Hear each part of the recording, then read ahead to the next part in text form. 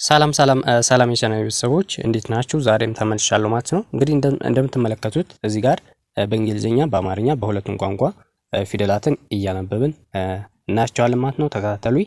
እንደተለመደው ለቻናሉ አዲስ ከሆናችሁ ሰብስክራይብ በማድረግ እንዲሁም በኦንላይን መማር ለምትፈልጉ ከስር ባለው ስልክ በኢሞ፣ በዋትስአፕ፣ በቴሌግራም ደውላችሁ አናግሩ ማለት ነው። ከየትም ሀገር ሆናችሁ በኦንላይን መማር ትችላላችሁ ማለት ነው። እንግዲህ እንደምትመለከቱት እነዚህን ፊደላትን በእንግሊዘኛ እንዲሁም በአማርኛ በሁለቱም ቋንቋ እያነበብን የምናያቸው ይሆናል ማለት ነው። ተከታተሉኝ፣ እንጀምራ።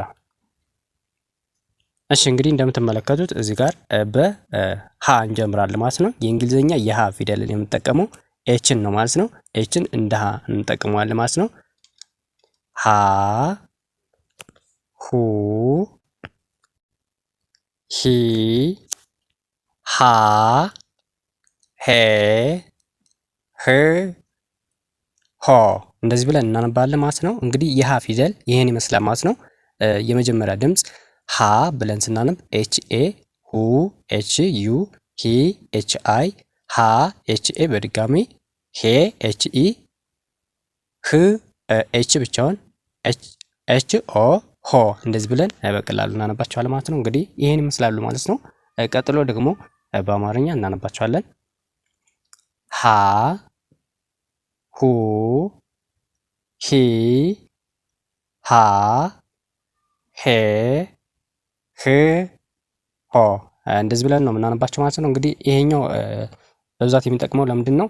አማርኛ ለምታነቡ እንግሊዘኛን በቀላሉ ማወቅ ትችላላችሁ ማለት ነው በዚህ መንገድ። እንዲሁም እንግሊዘኛ የሚችሉ ደግሞ አማርኛን በዚህ በስትሬቱ አድርገን በቀላሉ ማወቅ እንችላለን። ስማቸውን፣ ድምጻቸውን በቀላሉ እንደዚህ አድርገን ማንበብ እንችላለን ማለት ነው።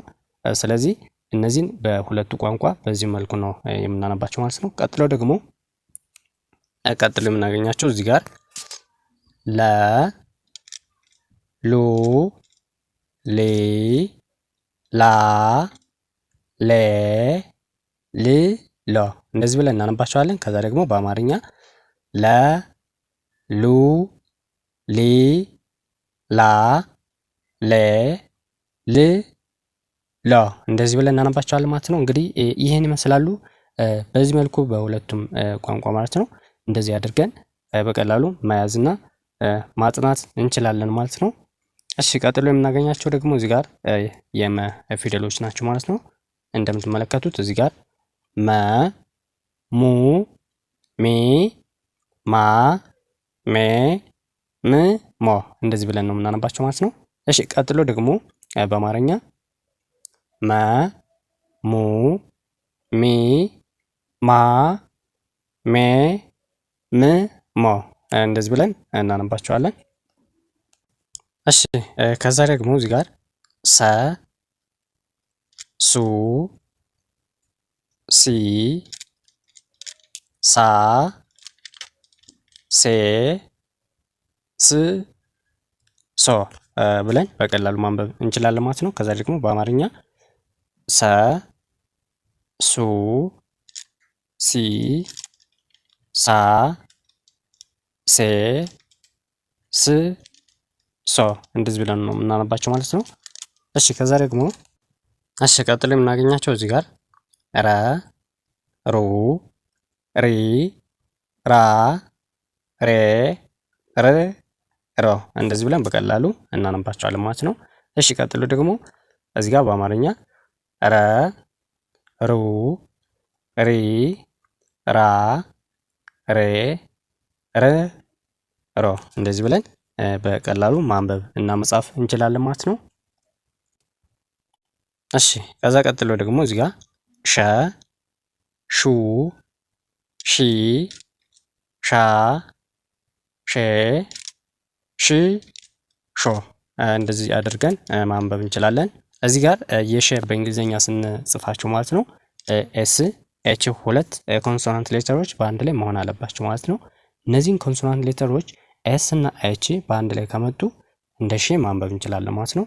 ይሄኛውን ሸ፣ ሹ፣ ሺ፣ ሻ፣ ሼ፣ ሺ፣ ሾ እንደዚህ ብለን ማንበብ እንችላለን ማለት ነው።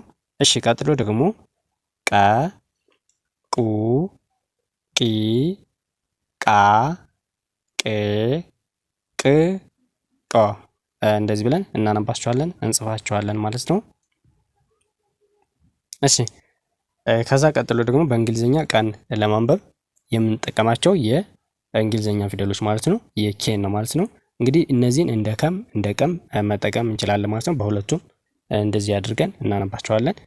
ቀ ቁ ቂ ቃ ቄ ቅ ቆ እንደዚህ ብለን እናነባቸዋለን። እሺ ከዛ ደግሞ በ ቡ ቢ ባ ቤ ብ ቦ እንደዚህ ብለን እናነባቸዋለን። እንግዲህ የበ ይህን ይመስላሉ ማለት ነው።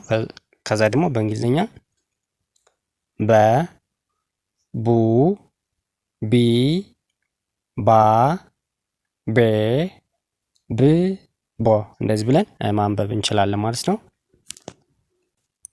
እሺ ከዛ ቀጥልን ደግሞ እዚህ ጋር ተ ቱ ቲ ታ ቴ ት ቶ እንደዚህ ብለን በአማርኛ እናነባለን። ከዛ ደግሞ በእንግሊዝኛ ተ ቱ ቲ ታ ቴ ት ቶ እንደዚህ አድርገን በቀላሉ እናነባቸዋለን። እንግዲህ እነዚህ ድምጻቸው በስትሬታቸው ይቀመጣል ማለት ነው።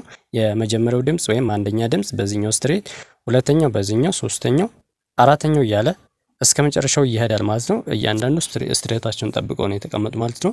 እነዚህን በዚህ መልኩ ማንበብና መጻፍ እንችላለን ማለት ነው።